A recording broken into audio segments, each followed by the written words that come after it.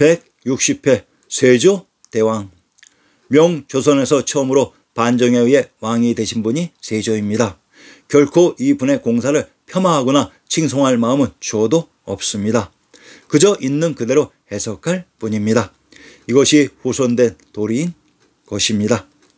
수양대군 이후. 출생과 재기간. 이름은 유, 자는 수지. 세종의 둘째 아들이고 문종의 아우로.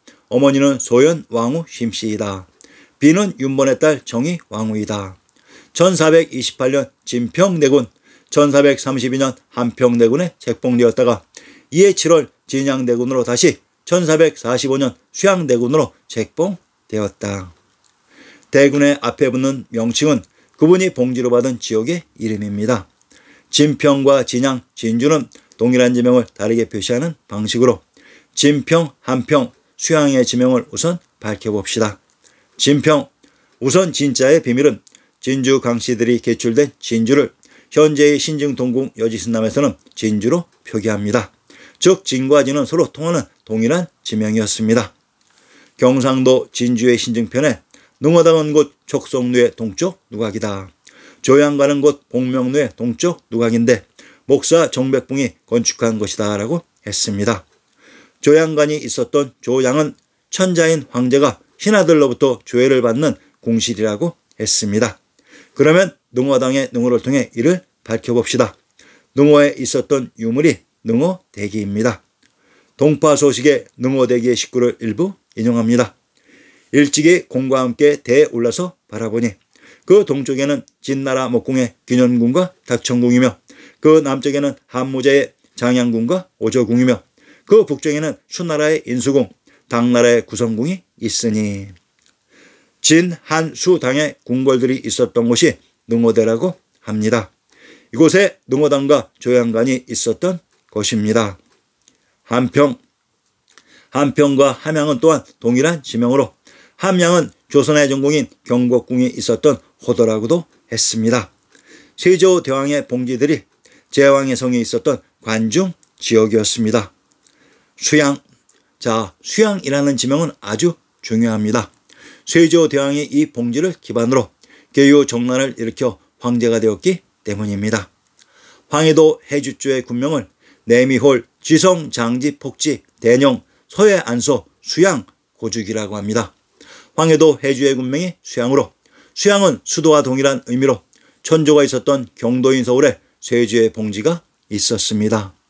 현재의 황해도 해주에서 경도인 서울로 군사를 이끌고 반정을 할 수는 없습니다. 계유 정난. 세종의 뒤를 이어 즉위한 문종이 재위 2년 3개월 만에 죽고 12세의 어린 단종이 즉위하자 세종 때에 안정된 왕권과 정치는 크게 약화되어 황보인, 김종서 등 의정부 대신들에게 권력이 집중되는 현상이 초래되었다. 수양대군은 권람, 한명회 등을 모사로 삼고 1453년 홍달선, 양종 등 신봉 모사를 친히 동원해 김종서, 황보인, 정분 등을 비롯해 조국관, 이양, 조수량 등 정부의 핵심 인물들을 추살 또는 주살해 제거했으며 대군 중에서 가장 강력한 경쟁자인 안평대군을 모반의 제명을 씌워 광화로 축출한 뒤 사사했다. 김지홍서의 여당인 이징옥을 파면하고 그 후임에 박호문을 임명했다. 이에 반발한 이징옥이 박호문을 죽이고 스스로 대금 황제를 칭하고 반란을 일으켰으나 곧 진압되었다. 이렇듯 대세가 수양대군에게 기울어진 것을 알아챈 단종은 수양대군 추대 세력의 압력에 굴복해 마침내 스스로 왕위를 수양대군에게 물려주었다. 천조가 있었던 개경서울의 수도인 수양을 봉지로 받은 수양대군이 한양자간의 관중 세력을 장악해서 황제가 되었던 것입니다. 자, 이때 김종서의 신복인 이징옥이 대금 황제를 칭하며 반란을 일으켰다고 합니다. 이곳 대금을 칭한 곳은 어디일까요? 이징옥이 반란을 일으킨 기반지역 함경도의 서문을 인용합니다. 태종 13년에 관내에 영흥 길주가 있다 하여 영길도라 고쳤고 16년에 영흥을 강등시켜 화주목으로 만들고 함주를 승격시켜 함흥부로 만들어 관찰사의 본영을 여기에 두고 드디어 함길도로 고쳤다고 했습니다. 이징옥이 반란을 일으킨 함길도는 한양장안의 관중으로 그곳 궁실터가 황주인 금주로 이곳을 기반으로 대금을 칭했던 것입니다. 여진족의 금나라와 아주 동일한 지역입니다. 자, 이제 금나라의 정체를 아시겠지요? 사육신 중 성산문을 통해 백이숙자의 수양산의 비밀을 밝히게 되었습니다. 세조의 왕위 찬탈의 즉위후 일부 유신들은 표면적으로는 세조의 불의의 찬탈을 명분으로 내세우며 세조를 왕제에서 몰아내고 단종을 복위시켜 관료지배 체제를 구현시키려 했다. 그리하여 성산문, 박팽년, 이계 하위지, 유성원, 유흥부 등 전직 현직 집현전 출신들은 1456년 창덕궁에서 명예사신을 향응하는 기회를 이용해 세조를 시해할 계획을 세웠으나 이 모의에 참여했던 김질, 정찬손 등의 밀고로 실패로 끝나고 말았다. 세조는 이 사육신 사건을 계기로 대규모 숙청을 단행했으며 단종을 노상군으로 강봉해 영월로 유배시켰다. 또한 금성대군이 영남의 유생들과 단종 복위 운동을 벌이다 발각되자 노상군을 다시 서인으로 폐하고 1457년 관원을 시켜 사사했다.